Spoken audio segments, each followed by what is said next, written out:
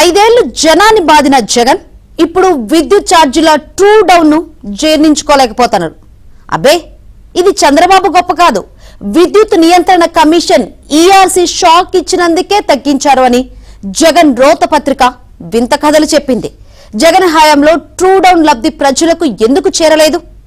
ఈ ప్రశ్నకు మాత్రం జగన్ పత్రిక సమాధానం చెప్పలేదు. ఈఆర్సీ ఆదేశాల ప్రకారమే ఛార్జీల వసూలు ఉంటుంది.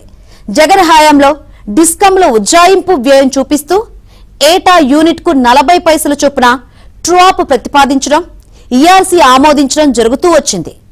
జగన్ హయాంలో ఎడాపెడా విద్యుత్ కొనుగోళ్ల ఫలితంగా 40 పైసలకు మించే ఖర్చయిందని చెబుతూ మరింతగా ట్రూ-అప్ బాధలు బాధేవాళ్లు 2024-25 ట్రూ-అప్ ప్రతిపాదనలను జగన్ హయాంలోనే ఈఆర్సీకి సమర్పించారు. దాని ప్రకారమే వసూలు జరిగాయి. కానీ కూటమి సర్కారు వచ్చాక విద్యుత్ కొనుగోలులో అనుసరించిన హేతుబద్ధత కారణంగా వ్యయం తగ్గింది.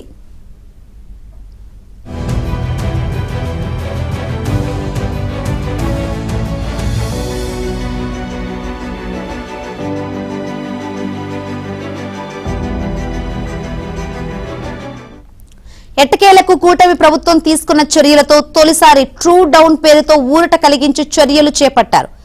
నిజానికి జగన్ హయాంలోనూ ట్రూ డౌన్ వెసులుబాటు కలిగింది.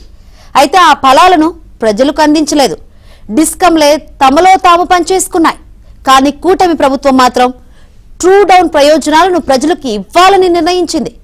తమకు కలిగిన లబ్ధిని డిస్కంలు తిరిగి ప్రజలకు ఇచ్చేయడం 1999లో విద్యుత్ నియంత్రణ మండలి ఏర్పడిన తర్వాత ఇదే తొలిసారి.